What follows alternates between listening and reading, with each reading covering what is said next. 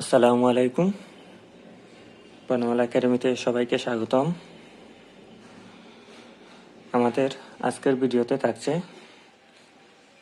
বিভিন্ন চাকরি পরীক্ষায় আসা 6টি গুরুত্বপূর্ণ অঙ্ক, এবং এই 6টি গুরুত্বপূর্ণ অঙ্ক আগামীতেও আপনারা চাকরি পরীক্ষায় কমন পেতে পারেন।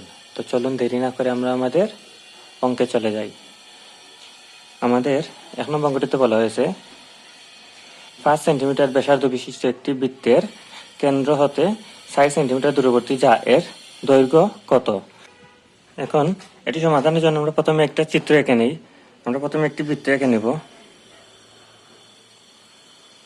বলছে এই বৃত্তের কেন্দ্র থেকে 4 সেন্টিমিটার দূরে অবস্থিত একটি যা, অর্থাৎ এই জাটি কেন্দ্র থেকে 4 সেন্টিমিটার দূরে অবস্থিত, তাই এইটার দৈর্ঘ্য হবে 4 সেন্টিমিটার। যেহেতু বলছে যে বৃত্তের ব্যাসার্ধ 5 সেন্টিমিটার, তাহলে আমাদের এই ব্যাসার্ধটা হবে 5 সেন্টিমিটার। এখন আমাদের এই ত্রিভুজের সাহায্যে কিন্তু আমরা এই অংশটুকুর দৈর্ঘ্য নির্ণয় করতে পারবো। তাহলে এই দৈর্ঘ্য নির্ণয় করার পর ওইটিকে যদি আমরা 2 দিয়ে গুণ দিই, তাহলে কিন্তু আমাদের সম্পূর্ণ যা এর দৈর্ঘ্য বের হয়ে যাবে। এখানে কিন্তু আমাদের এটা হচ্ছে লম্ব, এটা হচ্ছে অতিভুজ, এবং এটা হচ্ছে ভূমি। আমরা জানি ভূমি সমান রুট অতিভুজ স্কোয়ার মাইনাস লম্ব স্কোয়ার।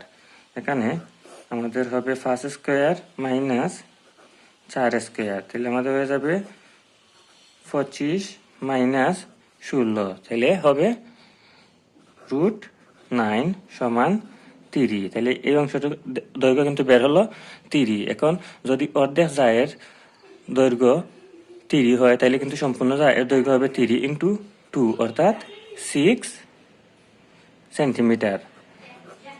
তাহলে আমাদের উত্তরটি হয়ে যাবে 6 সেন্টিমিটার। আমাদের আজকে 2 নম্বর গতিতে বলা হয়েছে পি এর মান কত হলে 4x square minus px plus 9 একটি পূর্ণবর্গ সংখ্যা হবে। এখন এই 4x square minus px plus 9, এই 4x স্কোয়ারকে আমরা 2x হোল স্কোয়ার লিখতে পারি, আবার এই 9টাকে আমরা 3 হোল স্কোয়ার লিখতে পারি।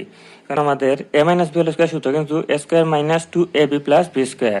কারণ এটাকে যদি আমরা a ধরি এবং এটাকে b ধরি, তাহলে মাঝখানেও আমাদের হবে 2 ইন্টু 2x ইন্টু 3, তাহলে কিন্তু এটি a plus B whole square সূত্রে পড়বে, তাহলে কিন্তু এটি একটি পূর্ণবর্গ সংখ্যা হবে। এখন যেহেতু 2x whole square minus 2 2 4 3 4 12x plus 3, এটা কিন্তু a প্লাস বি হোল স্কোয়ারের সূত্রে পড়েছে। এখন যদি এটাকে আমরা আবার আগের মতো রেখি 4x square minus 12x plus 9, এখন আমাদের কিন্তু 4x স্কোয়ার এখানে আছে, এই 9টাও এখানে আছে, কিন্তু এখানে px এর জায়গায় হয়ে গেছে 12x, অর্থাৎ p এর মান যদি 12 হয়, তাহলে কিন্তু এটি আমাদের একটি পূর্ণবর্গ সংখ্যা হবে।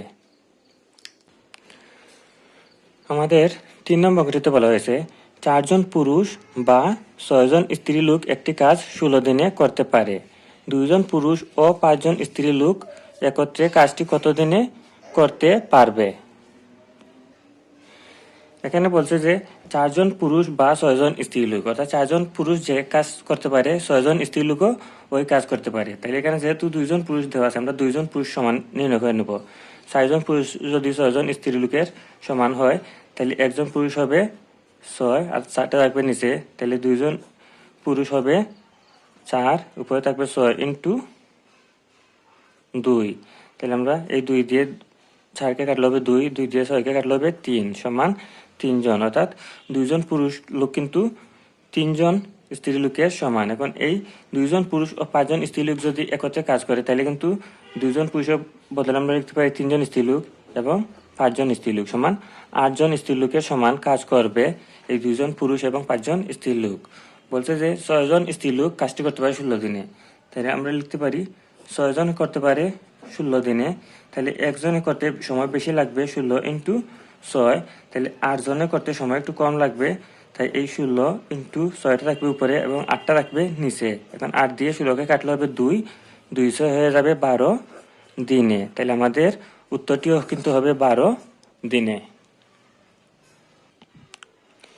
আমাদের 4 নম্বর অঙ্কটিতে বলা হয়েছে a প্লাস বি সমান 7 এবং এ বি সমান 10 হলে a square plus B square plus 3ab সমান কত?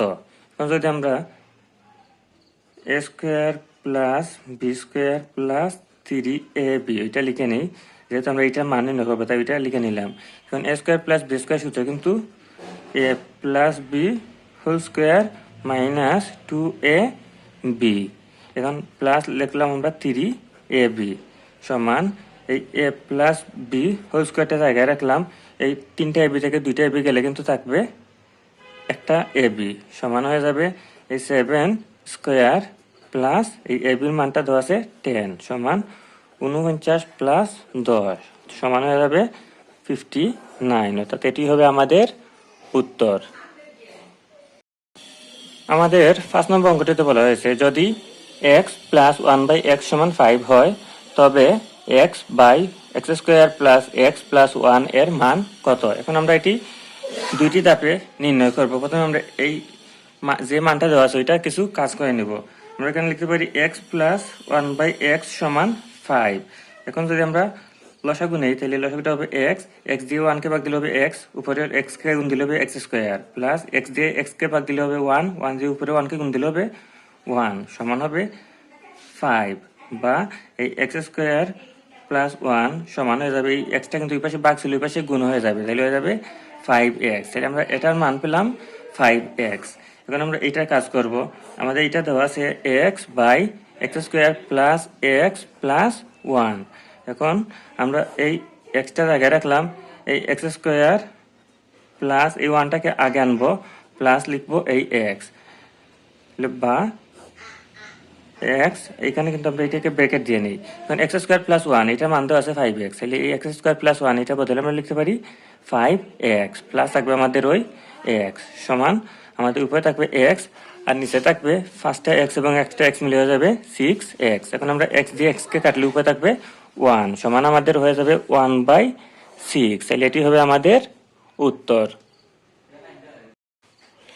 আমাদের 6 নম্বর অঙ্কটিতে বলা হয়েছে 0.9 ভাগ 0.9 সমান কত? এটি কিন্তু খুবই সহজ একটি অঙ্ক, কিন্তু এটিও চাকরি পরীক্ষাতে এসে থাকে, তাই আমরা এই সহজ অঙ্কগুলো আমরা রাখবো। আমরা বিশেষ করে যে অঙ্কগুলো চাকরি পরীক্ষাতে এসেছে ওই অঙ্কগুলো নিয়েই কিন্তু আমাদের পর্বগুলো সাজায়, তাই সহজ বা কঠিন যাই থাকুক না কেন আমাদের কিন্তু সব ধরনের অঙ্কই জেনে রাখতে হবে। এখন যেহেতু এখানে 0.9 এবং ভাগ আছে 0.9, আমরা জানি যে কোনো জিনিসকে ওই জিনিস দিয়ে কিন্তু ভাগ দিলে একবারই ভাগ যাবে। আমরা 0.9কে যদি আমরা এই একবার দিই তাহলে এই 9 একে হবে 9.010, তাহলে আমাদের হয়ে যাবে 0, তাহলে কিন্তু এখানে আমাদের ভাগফলটা হবে 1, তাহলে আমাদের উত্তরটিও হবে 1। তো এই ছিল আমাদের আজকের 6টি অঙ্ক।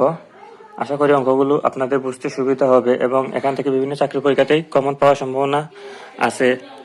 আর আপনি যদি আমার চ্যানেলটিতে নতুন হয়ে থাকেন তাহলে অবশ্যই চ্যানেলটি সাবস্ক্রাইব করে রাখবেন এবং ভিডিওগুলো ভালো লাগলে অবশ্যই লাইক কমেন্ট করতে ভুলবেন না। আর আমার আগে ভিডিওগুলো দেখে না থাকলে অবশ্যই চ্যানেলটিতে গিয়ে দেখে আসতে পারেন। ভিডিও সম্পর্কে কোনো মতামত থাকলে অবশ্যই কমেন্ট করে জানাতে ভুলবেন না। তো চাকরি প্রত্যাশী সবার জন্য রইল শুভকামনা। আল্লাহ হাফিজ।